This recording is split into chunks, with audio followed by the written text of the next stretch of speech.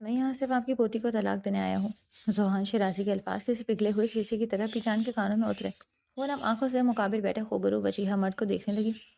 وہ پورے 10 سال بعد حویلی آیا تھا، اس نام نہاد رشتے کو ہمیشہ کے لیے ختم کرنے۔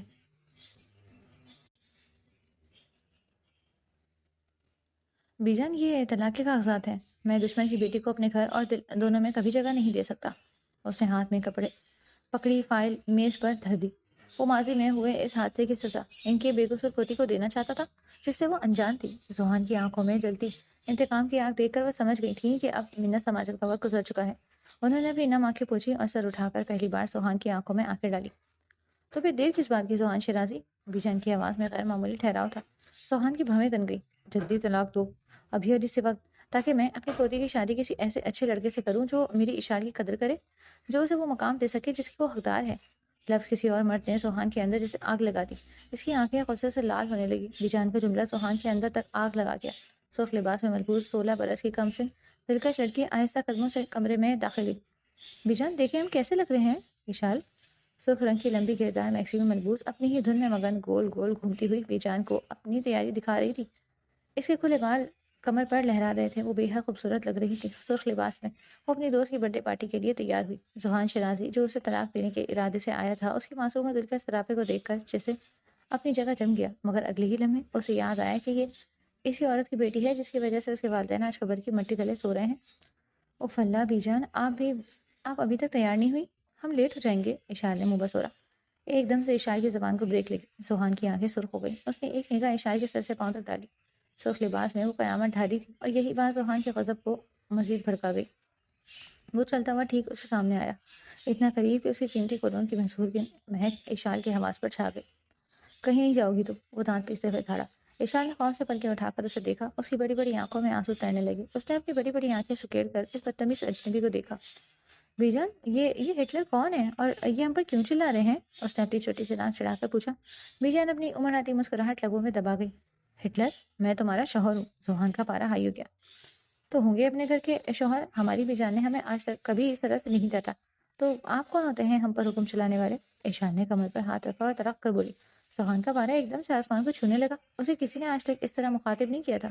اس نے ایک جھٹکے سے ایشان کی کلائی پکڑی اور اسے اپنی طرف کھینچا۔ تمہاری ہمت کیسے ہوئی مجھ سے اس لہجے میں بات کرنے کی؟ تمہاری زبان بہت چلتی ہے نا، اسے کاٹ کر تمہاری ہتھیلی پر رکھ دوں گا اگر دوبارہ بدتمیزی کی۔ ذوحان نے انتہائی صفاقی سے اسے دھمکایا۔ ذوحان شیرازی، اشار کا ہاتھ چھوڑیں۔ آپ کس حق سے ہماری پوتی کا ہاتھ پکڑ رہے ہیں؟ بیجان اپنی جگہ سے اٹھی۔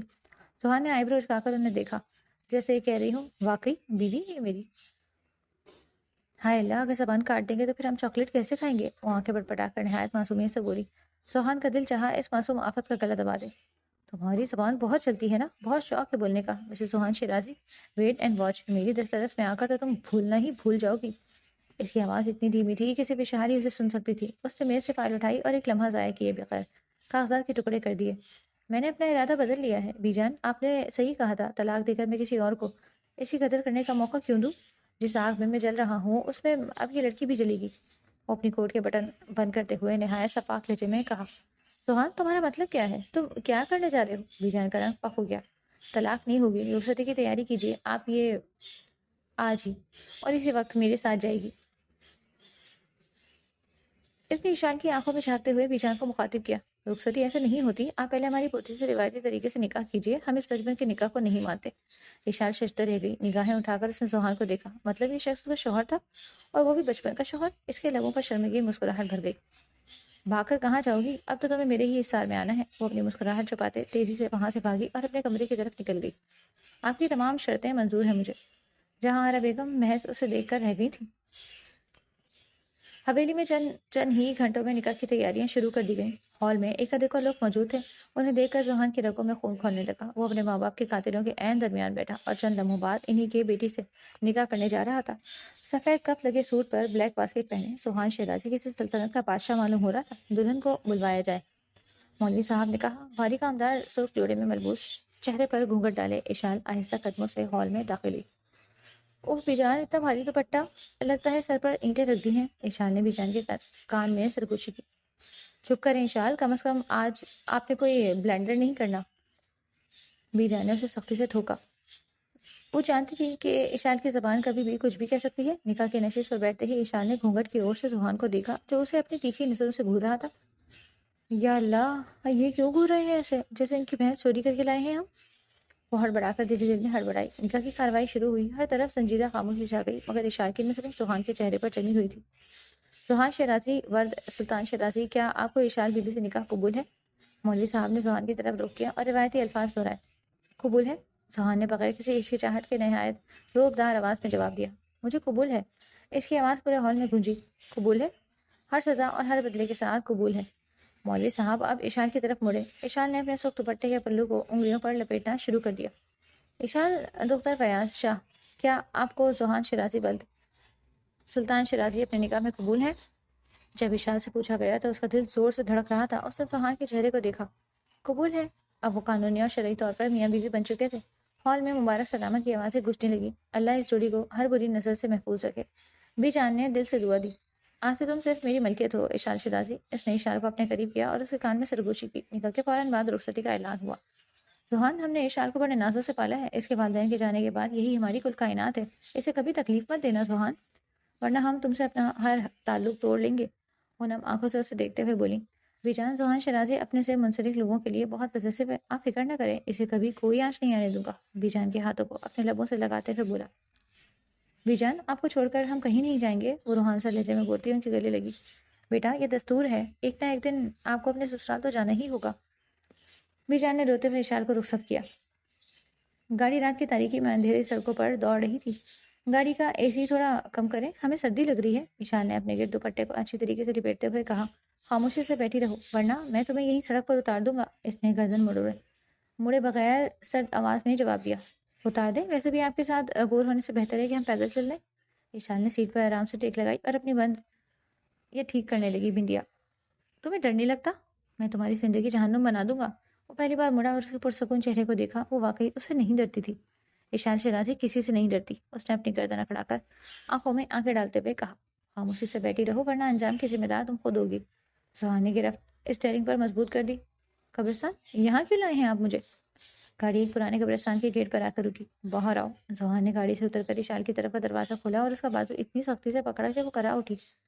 وہ دو قبروں کے سامنے رکا جن پر سلطان اور سرور شیرازی کے نام خدا تھے۔ سوہان کی آنکھوں میں نفرت کی آگ تھی۔ اشال کی ماں زینب نے حارث سے اپنی مرضی کا نکاح کیا جسے حارث کے خاندان نے کبھی قبول نہ کیا۔ اشال کی پیدائش پر رشتے وقتی طور پر بحال ہوئے اور بچپن ہی میں اس کا نکاح سوہان سے کر دیا گیا۔ کچھ عرصے بعد سلطان اور ثروت فائرنگ میں مارے گئے اور سوہان کو یہی یقین دلایا گیا کہ اس سانحے کے پیچھے اشال کے خاندان کا ہاتھ تھا۔ دیکھو، انہیں یہ میری زندگی تھے جنہیں تمہارے خاندان نے مٹی میں ملا دیا۔ اس نے اچانک اشال کا بازو چھوڑا۔ وہ سنبھلنے سے گیا، لڑکھڑا کر کچی زمین پر جا گری۔ یہ ہمارے خالہ خالو ہیں، بھلا مما کا اس کے پیچھے کیا ہاتھ ہوگا؟ وہ تو انہیں بہت چاہتی تھی۔ اس نے نم آنکھوں سے سوہان کو دیکھا۔ شٹ اپ، وہ تمہارے کچھ نہیں لگتے، کوئی تعلق نہیں ہے تمہارے میرے ماں باپ سے۔ وہ جھکا اور اشال کے چہرے کے قریب اپنا چہرہ لے کر آیا۔ اشال کا دل زور سے دھڑک اٹھا۔ تمہاری ماں کی خود غرضی کی وجہ سے میرے ماں باپ منو مٹی تلے جا سوئے۔ وہ غصے میں اس کے مزید قریب ہوا۔ اس کی آنکھیں خون کی طرح سرخ ہو رہی تھی، ان کی سانسیں ایک دوسرے سے ٹکرا رہی تھی۔ آئی ہیٹ یو، میں نفرت کرتا ہوں تم سے اشال۔ اس نے اشال کا ہاتھ پکڑ کر اسے اوپر اٹھایا۔ وہ سیدھی اس کے سینے سے جا لگی۔ آپ کی آنکھیں کچھ اور کہہ رہی ہیں سوہان، آپ سچ نہیں کہہ رہے۔ اشال، اس کی آواز کی شدت سے لرز گئی۔ اس نے گھبرا کر سوہان کے کالر کو مٹھیوں میں جکڑ لیا۔ تمہیں بڑا پتہ ہے، بچی ہو، بچی بن کر رہو، زیادہ دادی اماں بننے کی ضرورت نہیں ہے۔ سوہان غصے سے اس کی طرف جھکا۔ اس کا چہرہ اشال کے بالکل قریب تھا۔ نفرت کہ اس عالم میں بھی۔ سوہان کی نظریں اشال کے سرخ لبوں پر تھم گئی۔ چلو یہاں سے لڑکی، وہ نگاہیں چرا کر سپاٹ انداز میں گویا ہوا۔ یہ لڑکی کیا ہوتا ہے؟ ہمارا نام اشال ہے اور پورا نام اشال سوہان شیرازی ہے، بھول گئے کیا؟ لیکن اگر آپ کا نام لینے کا موڈ نہیں تو آپ ہمیں کیوٹ اشال بھی بلا سکتے ہیں۔ اس نے اپنی بندیا ٹھیک کی اور گردن اکڑا کر اسے یاد دلایا۔ فضول بکواس بند کرو اور گاڑی میں بیٹھو۔ سوہان نے ایک سردہ بھری اور مڑ کر گاڑی کی طرف چل دیا۔ ٹھہریں، آپ ہمیں تنہا چھوڑ کر کہاں جا رہے ہیں؟ وہ گھبرا کر اس کے پیچھے بھاگی۔ کیوں، کیا تمہیں گود میں اٹھا کر لے جاؤں؟ سوہان رکا نہیں بلکہ چلتے چلتے ہی طنز کیا۔ اگر آپ اٹھانا چاہتے ہیں تو ہم منع ہرگز نہیں کریں گے، ویسے بھی جوتا لگ رہا ہے۔ اشال نے جلدی سے اس کے برابر پہنچ کر اس کا کوٹ پکڑ لیا۔ تم واقعی پاگل ہو اشال، سوہان نے اسے گھورا۔ بیٹھو اندر، اب ایک لفظ بھی مت بولنا۔ اس نے خاموشی سے گاڑی کا دروازہ کھولا۔ پاس سے پر گاڑی میں سناٹا تھا مگر اشال بار بار اسے کنکھیوں سے دیکھ رہی تھی۔ ویسے آپ غصے میں زیادہ ہینڈسم لگتے ہیں، اشال کی زبان میں کھجلی ہوئی۔ اشال، میں وارننگ دے رہا ہوں، میرا صبر مت آزماؤ۔ سوہان نے اسٹیئرنگ پر گرفت سخت کر لی۔ ہم تو بس تعریف کر رہے ہیں۔ وہ سیٹ سے ٹیک لگا کر آرام سے بیٹھ گئی۔ سہان نے اسے تنبیہ نظروں سے دیکھا۔ ہم نے ہونٹوں پر انگلی رکھ لی ہے، اب ہم نہیں بولیں گے، اس نے لبوں پر انگلی ٹکاتے بولا۔ بالکل بچوں کی طرح منہ بسور کر کہا۔ سہان نے سر جھٹک کر گاڑی کی رفتار بڑھا دی۔ سہان کی گاڑی شیرازی مینشن کے پورچ میں رکی۔ خوش آمدید اشان شیرازی، اپنی نئی قید میں خوش آمدید۔ اشان دروازہ کھول کر باہر نکلی۔ وہ اسی کلائی تھام کر اندر داخل ہوا۔ لاؤنج کے عین وسط میں شازیہ بیگم کھڑی تھی۔ وہ ہستی جنہوں نے سہان کے والدین کے بعد اسے ماں بن کر پالا تھا اور اس کے دل میں انتقام کی آگ کو کبھی بجھنے نہیں دیا۔ سہان میرا بچہ، ان کے الفاظ منہ میں ہی رہ گئے تھے۔ ان کی نظریں سہان کے پیچھے سرخ اور دوسرے جوڑے میں ملبوس اشار پر پڑی تو وہ دنگ رہ گئی۔ سہان، یہ لڑکی کون ہے؟ ان کی آنکھوں میں حیرت اور غصے کے ملے جلے تاثرات ابھرے۔ اشار سہان شیرازی، میری بیوی۔ وہ فقط اتنا ہی بولا۔ یہ کیا مذاق ہے؟ طلاق دینے گئے تھے، اسے دلہن بنا کر رخصتی کروا کر لے آئے۔ تائی جان نے سہان کو غصیلی نظروں سے دیکھا۔ نمرہ سیڑھیوں پر کھڑی ششدر رہ گئی۔ السلام علیکم تائی جان، اشار کی مدر اور کھڑکتی ہوئی آواز گونجی۔ شازیہ بیگم نے حیرت سے 16 سالہ لڑکی کو دیکھا۔ یہ لڑکی اس گھر میں؟ تائمہ نے اسے گھر کر دیکھا۔ لڑکی نہیں تائی جان، ہمارا نام اشار ہے۔ اشار نے فوراً ان کی بات کاٹی اور اپنی چھوٹی سی ناک چڑھا کر بڑی معصومیت سے بولی۔ زیان، دیکھو اس لڑکی کی وزیر آباد کی چھریوں کو بھی مات دے رہی ہے۔ شازیہ بیگم غصے سے آگے بڑھی اور اپنا ہاتھ اٹھایا، مگر سہان نے بیچ میں آ کر ان کا ہاتھ روک لیا۔ تائی جان، یہ میری مجرم ہے، اس پر حق صرف میرا ہے، اسے کوئی ہاتھ نہیں لگائے گا، سہان نے سنجیدگی سے اٹل لہجے میں کہا۔ وہ سمجھ نہیں پا رہی تھی کہ سہان کا یہ کیسا انتقام ہے جو اسے گھر تک لے آیا۔ سہان، تم تو اسے طلاق دینے گئے تھے، یہ سب کیا ہے؟ تایا جان غصے سے دھاڑے۔ ارے بدلتے دیر نہیں لگتی، ارادے بدلتے دیر نہیں لگتی تایا جان، اب یہ میری بیوی ہے، وہ اطمینان سے بولا۔ اسے ابھی سویری سے نکالو ورنہ میں اس کا نام و نشان مٹا دوں گا۔ شمشیر شیرازی نے غصے سے بندوق نکالی اور اشار پر تان دی۔ اشار کا رنگ پھک پڑا۔ تایا جان، یہ آپ کیا کر رہے ہیں؟ سہان نے ایک جھٹکے سے اشار کو اپنے پیچھے چھپایا اور خود ڈھال بن کر سامنے آ گیا۔ اگر کوئی گولی چلانی ہے تو پہلے اپنے بھتیجے کا سینہ چھلنی کھینچیے تایا جان۔ سب ششدر رہ گئے تھے۔ زہانی، تم کیا کر رہے ہو؟ ہٹ جاؤ وہاں سے۔ شازیہ بیگم گھبرائیں۔ یہ لڑکی اب میری امان میں ہے، اس کی حفاظت کی ذمہ داری میری ہے، پلیز گن ہٹائیں۔ تایا جان غصے سے لال بھبو کا چہرہ لیے وہاں سے نکل گئے۔ میں تمہیں کبھی معاف نہیں کروں گی زوہان، کبھی نہیں۔ شازیہ بیگم نفرت بھری نگاہ اشار پر ڈال کر سوہان سے بولی۔ وہ اس کی سرخ چوڑیوں سے سجی کلائی تھامے سیڑھیوں کی طرف بڑھ گئی۔ وہ اسے لے کر اوپر کمرے میں آیا۔ سوہان چھوڑیے، ہمیں درد ہو رہا ہے۔ سوہان نے اس کی دونوں کلائیاں پکڑ کر اسے دیوار سے لگا دیا۔ ہماری چوڑیاں ٹوٹ گئیں، دیکھیے سوہان، آپ نے ہماری چوڑیاں توڑ دی۔ یہ کہے کر اسے چھوڑ کر فاصلے پر جا کھڑا ہوا۔ وہ اپنی کلائی اس کے سامنے کرتے ہوئے روحان سے لہجے میں گویا ہوئی۔ اس نے نہایت احتیاط سے اشار کا ہاتھ دوبارہ پکڑا اور باقی بچی ہوئی چوڑیاں ایک ایک کر کے اتارنے لگی۔ یہ مت سمجھنا کہ میں تمہاری یہ معصوم صورت دیکھ کر پگھل گیا ہوں، یہ سب میں بی جان کی وجہ سے کر رہا ہوں۔ وہ اس کی آنکھوں میں جھانک کر خوش لہجے میں بولا۔ تو پھر چھوڑ دیں ہمیں، ہم بی جان کو خود سنبھال لیں گے۔ اشار نے اپنا ہاتھ چھڑانے کی کوشش کی۔ تم کچھ نہیں سنبھال سکتی، تم صرف مصیبتیں کھڑی کرنا جانتی ہو۔ وہ اسی کلائی کے بینڈیج کرتا کمرے سے باہر نکل گیا۔ مسٹر ڈائناسور، اسے رلب بڑبڑائی۔ زوہان کے کمرے سے نکلتے ہی شازیہ بیگم تلملاتی ہوئی اندر داخل ہوئی۔ سمجھتی کیا ہو تم خود کو؟ اس گھر میں تمہاری اوقات ایک نوکرانی سے زیادہ نہیں ہے۔ غصے سے دھاڑی تو اشار سہم کر بیٹھ سے اٹھی۔ اشار نے کچھ کہنا چاہا مگر شازیہ بیگم نے پوری قوت سے اس کے نازک گال پر تھپڑ مار دیا۔ دور رہو روحان سے، وہ صرف میری نمرہ کا مقدر بنے گا۔ وہ انگشت سے شہادت اٹھا کر نخوت سے بولی۔ اشار تھپڑ کے تاب نہ لا کر بیڈ پر گر گئی۔ آپ ہمیں کیوں مار رہی ہیں؟ ہمارا کیا قصور ہے؟ وہ بھری آواز میں بمشکل بولی۔ تم ہی قصوروار ہو، اگر کل تک تم نے زوہان سے طلاق کا مطالبہ نہ کیا تو میں تمہارا حشر بگاڑ دوں گی۔ وہ سرخ چہرہ لیے غصے سے دھاڑی۔ تائی جان کے جاتے ہی اشار بری طرح کانپنے لگی۔ اسے کمرے میں ہر طرف خوف نظر آنے لگا۔ اللہ میاں، یہ تو بہت ظالم ہے۔ زوہان، کہاں چلے گئے آپ؟ وہ بہتی آنکھوں سے لب کاٹتی ہوئی گویا ہوئی۔ اسے لگا کہ تائی جان دوبارہ آئیں گی۔ اس نے ڈر کے مارے بیڈ کے نیچے چھپنے کا فیصلہ کیا۔ ادھر کوئی نہیں دیکھ پائے گا ہمیں، ادھر ہم سیف ہیں۔ کچھ دیر بعد زوہان کمرے میں داخل ہوا۔ اسے کمرہ خالی دیکھ کر ایک عجیب سی بے چینی محسوس ہوئی۔ لڑکی کدھر ہو تم؟ اس نے باتھ روم، بالکنی، ہر جگہ دیکھا مگر اشار غائب تھی۔ اس کا پارا ہائی ہو گیا۔ کیوٹ اشار، کہاں ہو تم؟ باہر آؤ فوراً، میرا صبر مت آزماؤ۔ وہ جھنجھلا کر بولا۔ وہ غصے میں باہر کی طرف مڑا تاکہ گارڈز کو الرٹ کر سکے۔ ہسبینڈ جی، ہم ادھر ہیں، پلیز غصہ نہ کریں۔ تبھی اشار کی دبی دبی سی آواز آئی۔ کدھر؟ کہاں چھپی ہو تم؟ زوہان ایک دم رکا۔ اشار نے آہستہ سے اپنا ہاتھ بیڈ کے نیچے سے نکالا۔ بیڈ کے نیچے؟ ہم ادھر بیٹھے ہیں۔ زوہان نے سر پکڑ لیا اور غصے میں بیڈ کے پاس آ کر گھٹنوں کے بل جھکا تاکہ اس پاگل لڑکی کو دیکھ سکے۔ اشار وہاں سے اکڑ کر بیٹھی تھی۔ بیڈ کے نیچے؟ تمہارا اوپر والا کھانا خالی ہے کیا؟ باہر نکلو فوراً، وہ چلایا۔ ڈر کر ہم ادھر چھپ گئے زوہان، ہمیں بہت ڈر لگ رہا تھا۔ اشار نے اپنی بڑی بڑی نم آنکھوں سے زوہان کو دیکھا۔ کس سے ڈر کر؟ مجھ سے؟ میں نے تو ابھی کچھ کہا بھی نہیں، زوہان نے تجسس سے پوچھا۔ آپ کی تائی جان سے وہ آئی تھی اور انہوں نے ہمیں بہت ڈرایا، وہ نروٹے پن شکوہ کرنا تھی۔ باہر آؤ، زوہان نے اپنا ہاتھ بڑھایا اور نہایت نرمی سے اشال کو بیٹھ کے نیچے سے باہر نکالا۔ یہ گال پر نشان کیسا ہے؟ کیا ہوا تمہیں؟ زوہان کی نظر اس کے گال پر پڑی جہاں شازیہ بیگم کی انگلیوں کے نشان بازے تھے۔ اس کا دل ایک پل کے لیے دھڑکنا بھول گیا۔ تائی جان نے تھپڑ مارا، وہ کہہ رہی تھی کہ آپ سے دور رہوں۔ آپ نمرا کے ہیں؟ اشال نے روتے ہوئے اپنے گال کو چھوا۔ زوہان کے جبڑے بھیج گئے۔ اسے تائی جان کی اس حرکت پر شدید غصہ آیا، مگر اسے ضبط کیا۔ میری اجازت کے بغیر میری چیز کو ہاتھ لگانے کی ضرورت کیسے ہوئی کسی کی؟ وہ دل دل میں گویا ہوا۔ زوہان نے جواب نہیں دیا۔ وہ تیزی سے الماری سے فرسٹ ایڈ باکس لے کر آیا۔ خاموشی سے بیٹھو، ہلنا مت اب۔ وہ اس کے نزدیک برجمان ہوا۔ اوچ، زوہان درد ہو رہا ہے۔ زوہان نے روئی پر مرہم لگایا اور بہت آہستگی سے اشار کے سوجے ہوئے گال پر رکھا۔ اشار نے سسکاری لی، اس کی سانسیں اشار کے چہرے کو چھو رہی تھی۔ بس تھوڑی دیر، ابھی ٹھیک ہو جائے گا۔ تم اتنی ڈرپوک کیوں ہو؟ زوہان نے جھک کر اس کے گال پر ہلکی سی پھونک مار دی۔ اشار کا دل تیزی سے دھڑکنے لگا۔ زوہان نے اس کے گال کو اپنے انگوٹھے سے چلایا۔ کیا واقعی نمرا سے پیار کرتے ہیں؟ اشار نے اس کی آنکھوں میں جھانک کر پوچھا۔ میں کسی کا بھی بنوں یا نہ بنوں، یہ میں طے کروں گا۔ اب سو جاؤ تم۔ دل کی خواہش کے آگے سر تسلیم خم کرتے ہوئے اس نے اشار کی سبھی پیشانی کو اپنے لبوں سے چوما اور واش روم کی جانے پڑ گیا۔ شکریہ ہسبینڈ جی، آپ اتنے بھی برے نہیں ہیں جتنا بنتے ہیں۔ اشار نے بیڈ پر لیٹے ہوئے کمبل اوڑھ لیا اور دھیمی آواز میں بولی۔ وہ سر جھٹک کر واش روم میں گھس گیا۔ اگلی صبح حویلی کی ڈائننگ ہال کی فضا بوجھل تھی۔ زوہان شیرازی کندھوں تک سلیوز موڑے رف ٹف حلیے میں بھی وہ بے حد ہینڈسم لگ رہا تھا۔ تبھی اشار ڈرتے ڈرتے ڈائننگ روم سے داخل ہوئی۔ تم یہاں کیا کر رہی ہو؟ دفعہ ہو جاؤ یہاں سے۔ شازیہ بیگم اسے دیکھ کر بھڑکی۔ اشار وہیں دروازے پر ٹھٹک کر رک گئی۔ تائی جان پلیز، کل بھی میرے منع کرنے کے باوجود آپ نے اشار پر ہاتھ اٹھایا۔ میں نے اس بات کو اگنور کر دیا، لیکن آئندہ ایسا نہ کریں۔ آپ اس کے اور میرے درمیان مت آئیں، وہ خاصا سنجیدگی سے بولا۔ شازیہ بیگم گنگ رہ گئی۔ تایا جان نے سر اٹھا کر نفرت بھری نگاہ اشار پر ڈالی اور جھٹکے سے کرسی پیچھے دھکیلتے ہوئے کھڑے ہو گئے۔ میرا ناشتہ میرے کمرے میں بھجوا دو، میں اس لڑکی کے ساتھ ایک میز پر نہیں بیٹھوں گا، انہوں نے ملازم کو سخت لہجے میں حکم دیا۔ تایا جان پیر پٹکتے ہوئے وہاں سے نکل گئے۔ آ کر بیٹھو اور ناشتہ کرو۔ زوہان نے اشار کی کرسی خود کھینچی اور اسے اپنے ساتھ بٹھایا۔ ہمیں بھوک نہیں، اشار نے نفی میں سر ہلایا۔ میں نے کہا بیٹھو، زوہان نے بسیط لہجے میں کہا۔ نمرا سامنے بیٹھی یہ منظر دیکھ رہی تھی۔ اس کا دل چاہ رہا تھا کہ وہ میز الٹ دے۔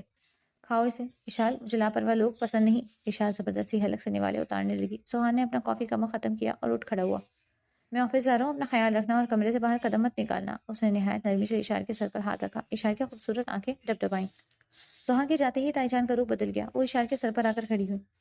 بڑی شے مل گئی ہے تمہیں، اپنی اوقات مت بھولو، بھگوڑی ماں کی بیٹی۔ جانے کب تم بھی اپنی ماں کی طرح منہ کالا کر کے۔ شازیہ بیگم نے زہر خان لہجے میں کہا۔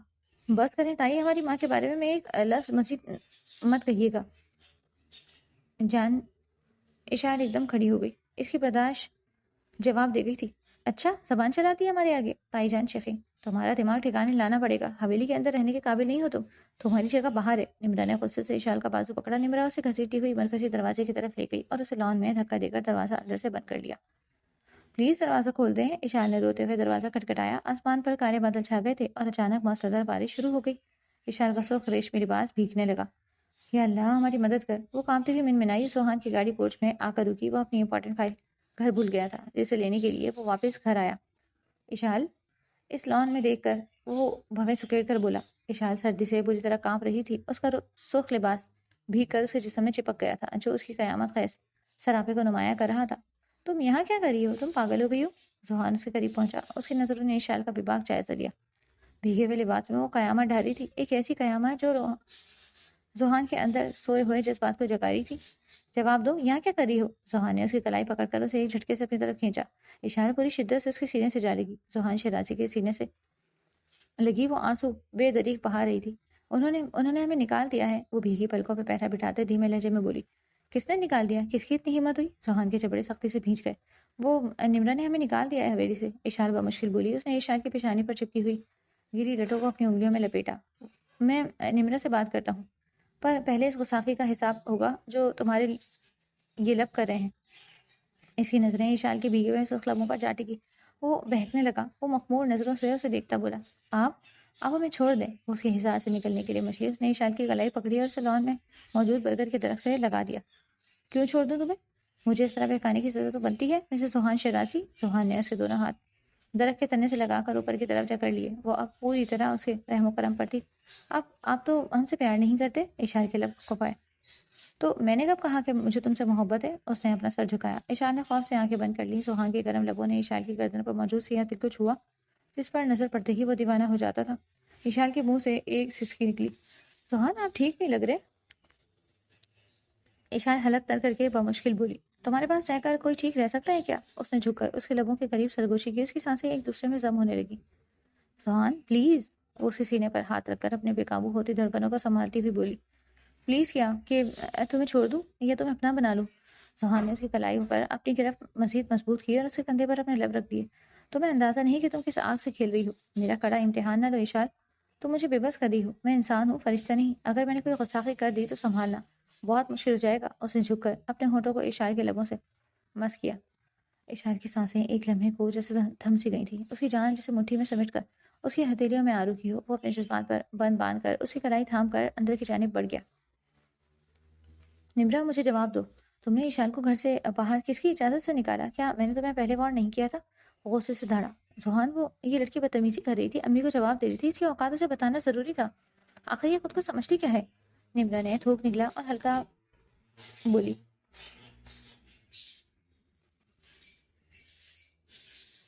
اشال نے نم نگاہوں سے سوہان کو دیکھا۔ نفرت کا دعویٰ بھی کرتا تھا، پروٹیکٹ بھی کرتا تھا۔ آخر یہ شخص ہے کیا؟ دشمن بھی، محافظ بھی؟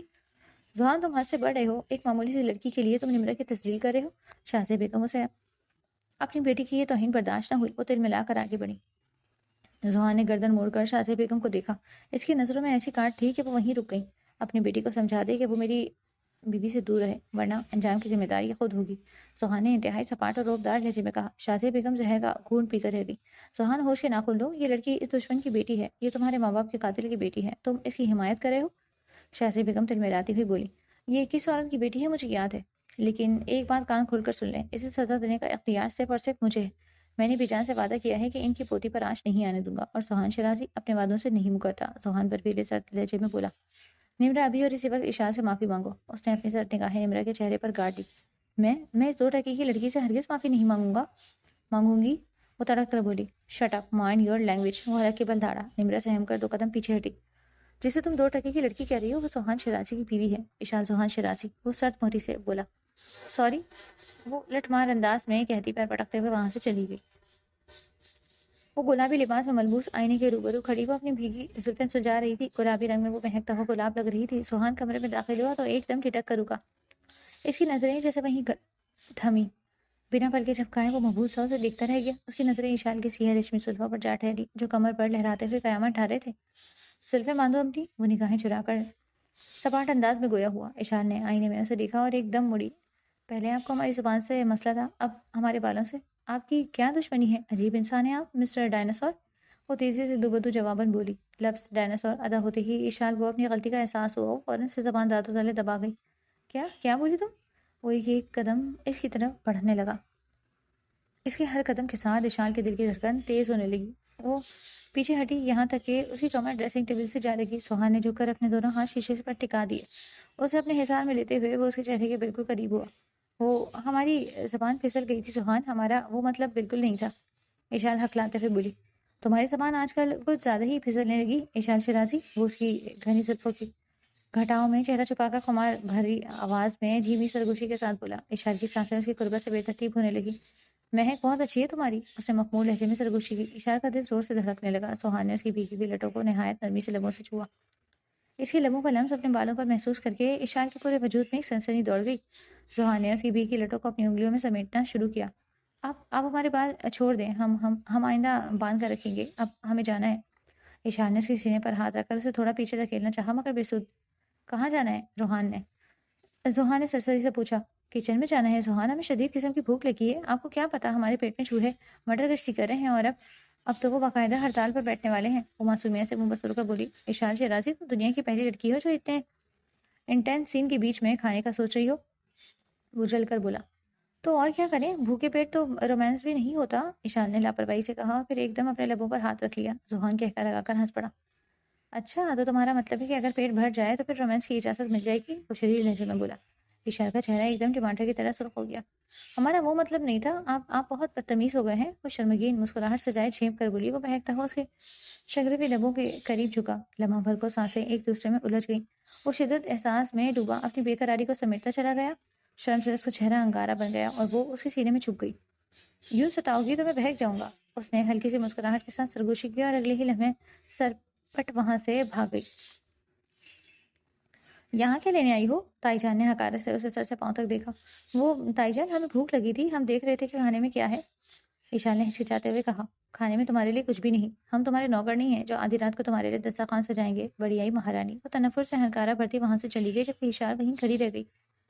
کوئی بات نہیں اشال، ہم خود نوڈلز بنا لیں گے، وہ ہونٹ کاٹتی خود سے بڑبڑائی۔ ایک دم سے ابلتا ہوا گرم پانی براہ راست اس کے نازک پیروں پر جا گرا۔ آہ! ایک دلدوز چیخ اشال کے حلق سے نکلی۔ اللہ بھی جان، سوہان تڑپ کر وہیں فرش پر بیٹھ گئی۔ تکلیف اتنی شدید تھی کہ اس کی آنکھوں کے آگے اندھیرا چھانے لگا۔ اشال کی چیخ سن کر سوہان تیزی سے کچن کی طرف بھاگا۔ منظر دیکھ کر اس کے پیروں تلے سے زمین نکل گئی۔ اشال فرش پر بیٹھی اپنے پیروں کو تھام سسک رہی تھی۔ سوہان نے ایک جھٹکے سے اسے اپنے بازو سے تھام کر اوپر اٹھایا اور سلیب پر بٹھا دیا۔ اس کا چہرہ غصے اور تشویش سے تمتما اٹھا۔ پاگل لڑکی، کیا کر بیٹھی ہو تم؟ وہ ٹھنڈا پانی اس کے پیروں پر ڈالتا فکر مندی سے بولا۔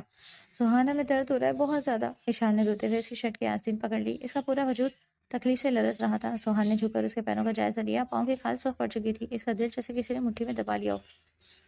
شٹ، کچن میں آنے کی ضرورت کیا تھی تمہیں؟ تم تو ٹھیک سے اپنا خیال بھی نہیں رکھ سکتی، سوہان نے دانت پیستے ہوئے کہا۔ چھوڑیں ہمیں، ایک تو ہمارے پاؤں چل گئے، اوپر سے آپ ہمیں ڈانٹ رہے ہیں، آپ بہت برے ہیں سوہان۔ اس نے روتے ہوئے اس کے کندھے پر مکہ جڑا۔ ڈانٹوں نہ تو کیا پیار کروں تمہیں؟ اشال نے سسکتے ہوئے اپنا سر اس کے مضبوط کندھوں پر ٹکا دیا۔ تکلیف کی شدت ایسی تھی کہ اب لڑنے کی ہمت بھی نہیں رہی۔ سوہان اسے باہوں میں اٹھا کر کچن سے باہر نکلا۔ کمرے میں پہنچتے ہی سوہان نے نرمی سے اسے بیڈ پر لٹا دیا۔ گھبراہٹ میں فوراً ڈاکٹر کو کال ملائی۔ خوش قسمتی سے پاؤں زیادہ نہیں چلے تھے۔ ڈاکٹر نے مرہم پٹی کی اور چند ضروری ہدایت دے کر واپس چلے گئے۔ میڈیسن کھاؤ، یہ خاموشی سے، سخت لہجے میں سوہان بولا۔ اشال نے فوراً اپنا منہ کمبل میں چھپا لیا اور صرف اپنی بڑی بڑی آنکھیں باہر نکالی۔ نہیں، ہرگز نہیں، ہم نہیں کھائیں گے یہ کڑوی کسیلی دوا، وہ ناک چڑھا کر بولی۔ اشال، تم کوئی 5 سال کی بچی نہیں ہو جو دوا سے ڈر رہی ہو، انفیکشن ہو جائے گا۔ شاباش، منہ کھولو اپنا، وہ گہرا سانس لے کر ضبط سے بولا۔ ہم 5 سال کے ہو یا 50 سال کے، کڑوی چیز ہم سے نہیں کھائی جاتی۔ اشال تیزی سے سر ہلاتے ہوئے بولی۔ اشال شیرازی، میری برداشت کا امتحان مت لو، اگر تم نے خود نہیں کھائی تو میرے پاس دوسرے طریقے بھی ہیں تمہیں دوا کھلانے کے، وہ حکیمانہ انداز میں گویا ہوا۔ اشال نے ہچکچاتے ہوئے اسے دیکھا۔ اسے پتا تھا کہ سوہان کے دوسرے طریقے کتنے خطرناک ہو سکتے ہیں۔ اس نے معصومیت سے اپنا نچلا ہونٹ دانتوں تلے دبایا۔ نہیں پلیز سوہان، کوئی اور راستہ نہیں ہے؟ ہم پٹی بندوا لیں گے پر یہ گولی نو وے، اشال منت بھرے لہجے میں بولی۔ انجیکشن؟ کیا خیال ہے؟ وہ بھویں سکڑ کر سنجیدگی سے بولا۔ اشال کا رنگ پیلا پڑ گیا۔ اس نے فوراً اپنا ہاتھ سوہان کے ہاتھ پر رکھا۔ نہیں، انجیکشن بالکل نہیں، وہ نفی میں سر ہلا کر گویا ہوئی۔ تو پھر منہ کھولو مائی لٹل آفت، سوہان نے مسکراتے ہوئے کہا۔ اشال نے ایک لمبی آہ بھری، اپنی آنکھیں سختی سے بند کی اور چھوٹے بچوں کی طرح اپنا منہ ذرا سا کھولا۔ سوہان نے میڈیسن اس کے منہ میں رکھی اور فوراً پانی کا گلاس اس کے لبوں سے لگا دیا۔ اشال نے گٹ گٹ پانی پیا اور پھر ایسے منہ بنایا جیسے اس نے زہر پی لیا ہو۔ وہ اٹھ کر الماری کی طرف بڑھا۔ اشال نے بیڈ سے اپنے زخمی پاؤں نیچے اتارنے کی کوشش کی۔ بیڈ سے پاؤں نیچے اتارا تو ٹانگیں توڑ دوں گا میں تمہاری۔ اشال سہم کر رہ گئی۔ اس نے ایک سیکنڈ بھی نہیں لگایا اور جلدی سے اپنی ٹانگیں بیڈ پر سمیٹ لی۔ مبادا وہ واقعی اپنے کہے پر عمل نہ کر بیٹھے۔ تمہیں سمجھ نہیں آتی کیا؟ زخم تازہ ہے، اگر پاؤں زمین پر پڑا تو انفیکشن ہو جائے گا، وہ فکر مندی سے کہتا ہوا اس کے قریب آیا۔ وہ اس پر جھکا۔ اشال کے خمیدہ بلکہ سجدہ ریز ہوئی۔ دل کی دھڑکنوں نے فوراً اسپیڈ پکڑی۔ وہ کان کی لو تک سرکنار پڑی۔ سوہان، آپ ہماری اتنی فکر کیوں کرتے ہیں؟ ہم آپ کے کیا لگتے ہیں جو آپ کو اتنا فرق پڑتا ہے؟ اشال نے دبی آواز میں کہا۔ فرصت سے جواب دوں گا اس سوال کا، فی الحال تم آرام کرو۔ وہ اس کے گال کو چوم کر واش روم کی طرف بڑھ گیا۔ وہ ساکت بیٹھی رہ گئی۔ سوہان بیڈ پر ٹیک لگائے لیپ ٹاپ پر کچھ کام کر رہا تھا۔ اس کی نظر اسکرین پر تھی مگر دھیان پوری طرح اسی بے چین وجود پر تھا جو اس کے پہلو میں لیٹا تھا۔ سوہان، آخرکار اشال سے رہا نہ گیا اور اس نے دبی سی آواز میں اسے پکارا۔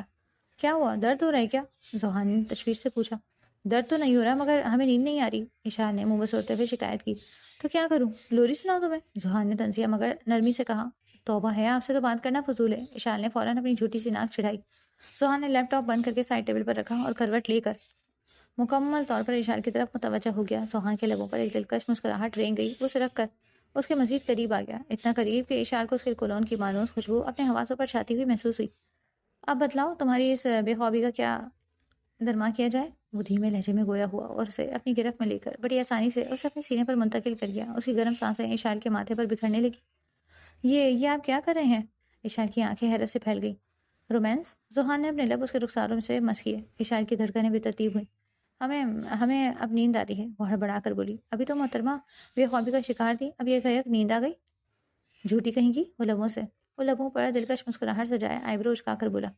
اشار نے شرم سے سرخ ہوتے اپنا چہرہ اس کے سینے میں چھپا گئی۔ سوہان نے اسے اپنی باہوں میں سمیٹ لیا۔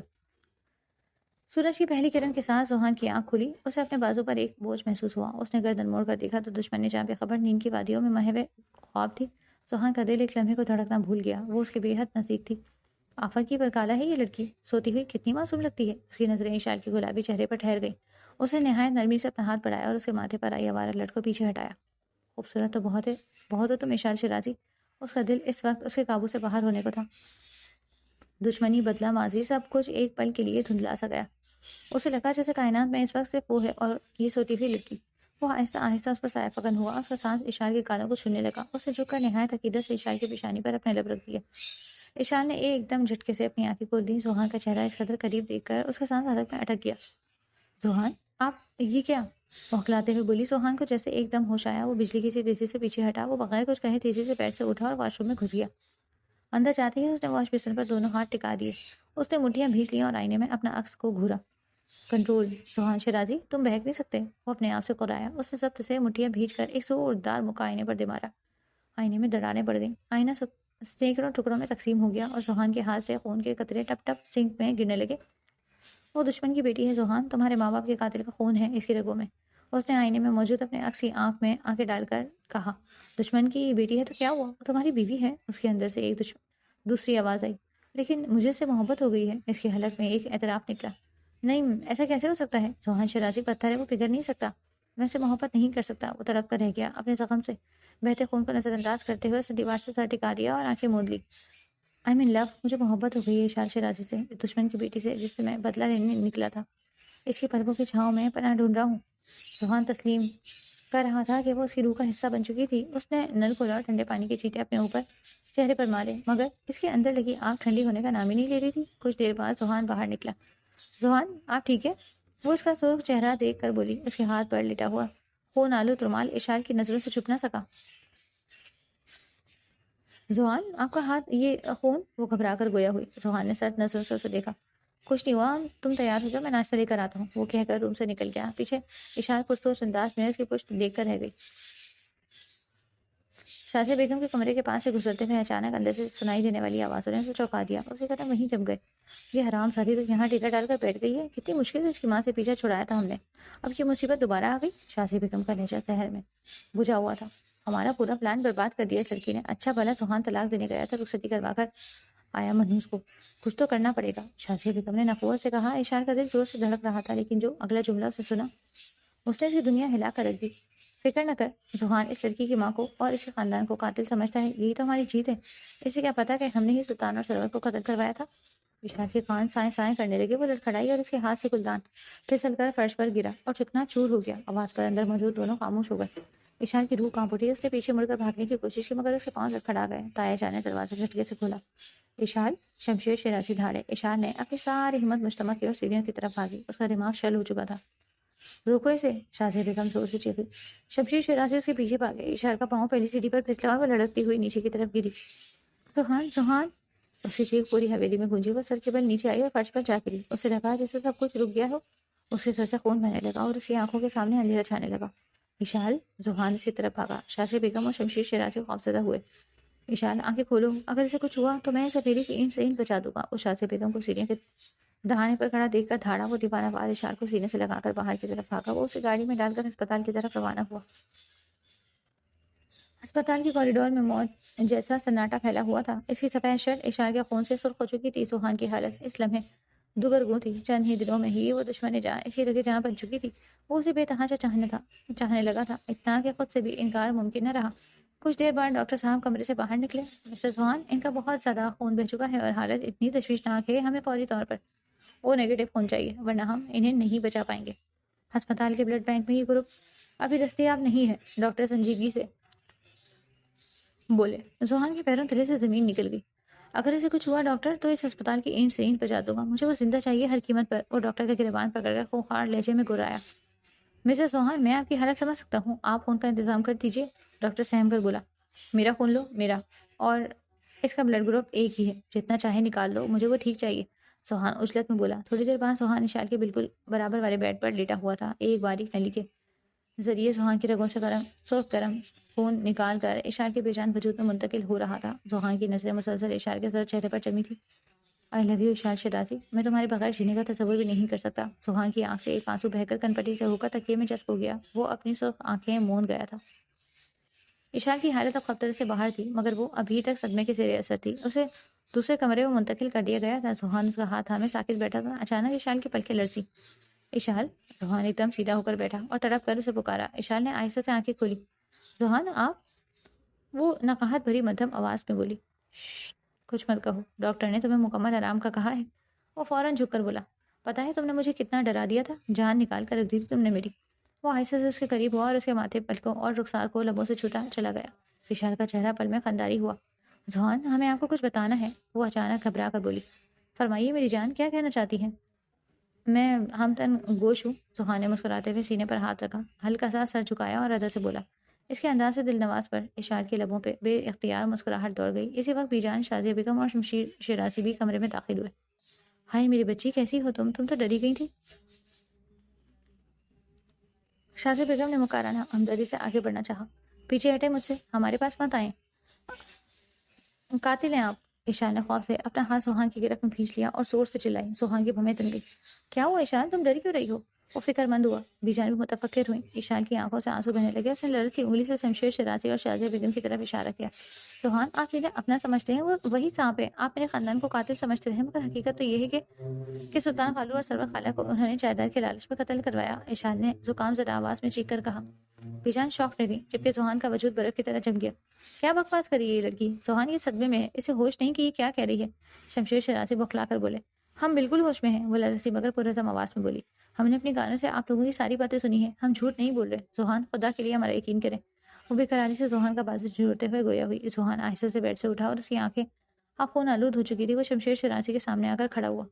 شمشیر شیرازی، میں نے زندگی بھر آپ کی عزت کی، کیونکہ میں سمجھتا تھا کہ آپ کے بعد آپ ہی میرا سہارا ہے، مگر آپ تو آستین کے سانپ نکلے، انتہائی سرد اور ہولناک لہجے میں بولا۔ میں نے آپ کو ہمیشہ باپ کا درجہ دیا، مگر آپ نے کیا کیا؟ ایک بار مجھ سے کہہ تو دیتے، ساری جائیداد خیرات میں آپ کے نام کر دیتا۔ میرے باپ کو کیوں مارا؟ کیا ذرا سا رحم نہ آیا؟ وہ آپ کے اپنے بھائی تھے، میری زندگی کیوں برباد کی؟ کیوں برسوں مجھے اندھیرے میں رکھا؟ کیوں میرے دل و دماغ میں انتقام کا زہر گھولا؟ کیوں مجھے نفرت اور انتقام کی آگ میں جلایا؟ جواب دیجیے شمشیر شیرازی۔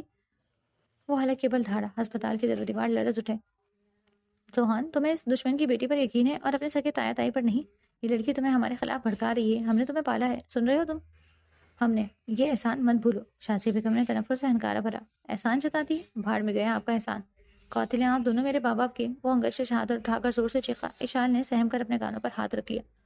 ہاں، میں نے ہی مارا تمہارے ماں باپ کو، حسد اور جلن نے مجھے اندھا کر دیا تھا، دولت کے لالچ سے پاگل بنا دیا، میں نے ہی انہیں مروا دیا۔ سوہان، مجھے معاف کر دو، خدا کے واسطے۔